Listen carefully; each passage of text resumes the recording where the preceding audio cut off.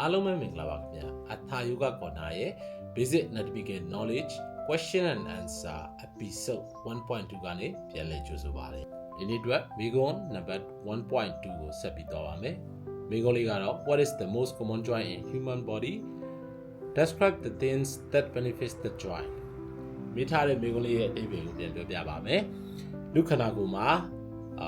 joint ဆိုတဲ့ဥစ္စာလေးကိုကျွန်တော်အရင်ရှင်းပြပါမယ်နော်joint ဆိုတာကတော့ကျွန်တော်တို့အယိုးလေးတွေနှစ်ခုဆက်တဲ့နေရာကိုကျွန်တော်တို့ joint အစစ်လို့ခေါ်တယ်ပေါ့မြန်မာလိုခေါ်ရင်အစစ်ပေါ့အဲ့လိုမျိုးအစစ်ကလေးတွေလူခန္ဓာကိုယ်မှာအများကြီးရှိတယ်အဲ့ဒီအများကြီးရှိတဲ့အစစ်တွေကမှတွေ့ရအများဆုံးအစစ်မျိုးစားနာမည်ကိုမေးပါတယ်အဲ့ဒီအစစ်ကလေးတွေကိုအကောင်းစေတဲ့အရာတွေအကျိုးဖြစ်ထွန်းစေတဲ့အရာတွေ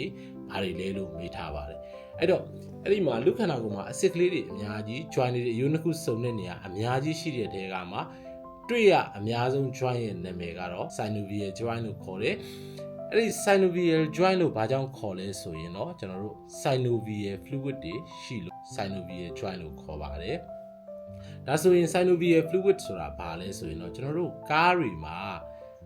lubricant oil ချောစီ engine oil ထည့်တယ်လို့ပဲကျွန်တော်တို့ခန္ဓာကိုယ်မှာလည်းလူခန္ဓာကိုယ်မှာလည်းအဲ့လိုမျိုးချောစီရှိတဲ့နေရာလေးတွေရှိတယ်ပေါ့နော်။ချောစီလေးတွေရှိခြင်းအပြင်လှုပ်ရှားမှုတွေပြုလုပ်တဲ့အခါသွားရလာတဲ့ခါတွေမှာအစစ်တွေတစ်ခုနဲ့တစ်ခုခြားထဲမှာချောစီလေးရှိနေတယ်ဆိုရင်ကျွန်တော်တို့ချောမွေ့သွားလို့လာလို့ရတယ်ပေါ့အဲ့ဒီချောစီလေးတွေရဲ့နာမည်ကိုတော့ synovial fluid လို့ခေါ်ပါတယ်ဒီတော့လူခန္ဓာကိုယ်မှာတွေ့ရအများဆုံး joint ရဲ့နာမည်ကိုပြောပါဆိုရင် synovial joint ပါဒီ synovial joint လေးတွေကိုကောင်းစေမဲ့အရာဒီ synovial fluid လေးတွေများလာရင်ကျွန်တော်တို့လူခန္ဓာကိုယ်မှာလှုပ်ရှားမှုအတွက်ကိုအများကြီးအထောက်အကူပြုမယ်ပေါ့ so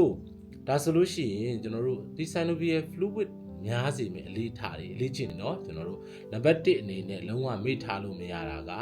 nutrition ပါအစားအသောက်ပါ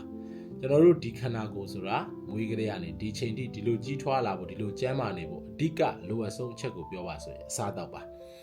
အစားအသောက်ကိုကျွန်တော်တို့ချင့်ချိန်ပြီးစားသုံးနိုင်တယ်တွက်ချက်ပြီးစားသုံးနိုင်တယ်ဆိုလို့ရှိရင်ဒီ joint လေးတွေမှာချောစီလေးတွေကောင်းကောင်းရှိနေဖို့အတွက်အများကြီးထောက်ကူပြုပါတယ်မြန်မာစကားပုံလည်းရှိပါတယ်အစာလည်းဆေးလည်းအစာဆိုတဲ့စကားပုံလေးရှိပါတယ်ဒီတော့ဒီနေရာမှာချောစီလေးရဲ့သဘောတရားကိုကျွန်တော်တို့မျက်လုံးထဲမှာမြင်အောင်ကြည့်မယ်ဆိုရင်ချောစီဟာချွဲလေးတွေ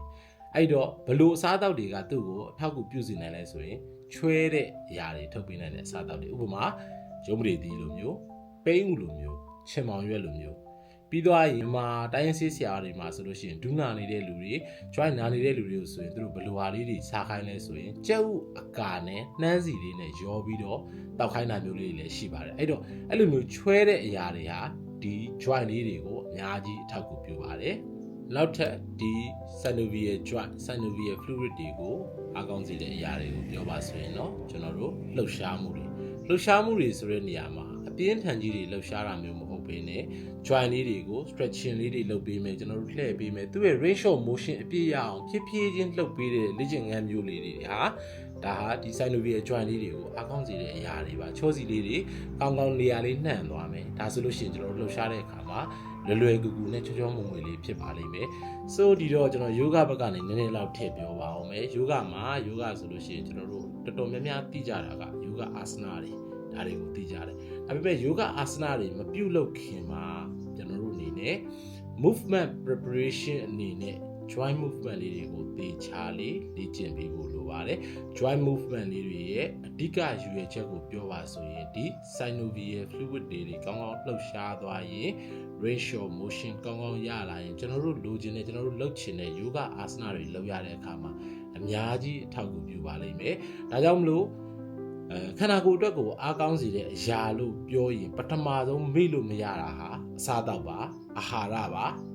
food nutrition ပါအစားအသောက်ကိုချင့်ချိန်နိုင်ရင်အများကြီးထောက်ကူပြုပါတယ်နောက်တစ်ခုကတော့ movement ပါ movement ဆိုတဲ့နေရာမှာစနစ်တကျနဲ့ပြုလုပ်ရတဲ့ training တွေ exercise တွေအကုန်ပါပါတယ်ကိုယ့်ရဲ့ခန္ဓာကိုယ်ရဲ့ဒီ joint တွေရဲ့ range of motion အပြည့်ရအောင်ဖြည်းဖြည်းလေးလှုပ်ရှားပေးခြင်းအဖြစ်ဒီ synovial fluid တွေကိုဒီ joint တွေမှာနေရာနှံ့လေးရောက်သွားရင်ကျွန်တော်တို့လှုပ်ရှားမှုတွေမှာအများကြီးချုံးမွေပါလိမ့်မယ်ဒါကြောင့်မလို့ယောဂအာစနာတွေလုပ်တဲ့အခါမှာ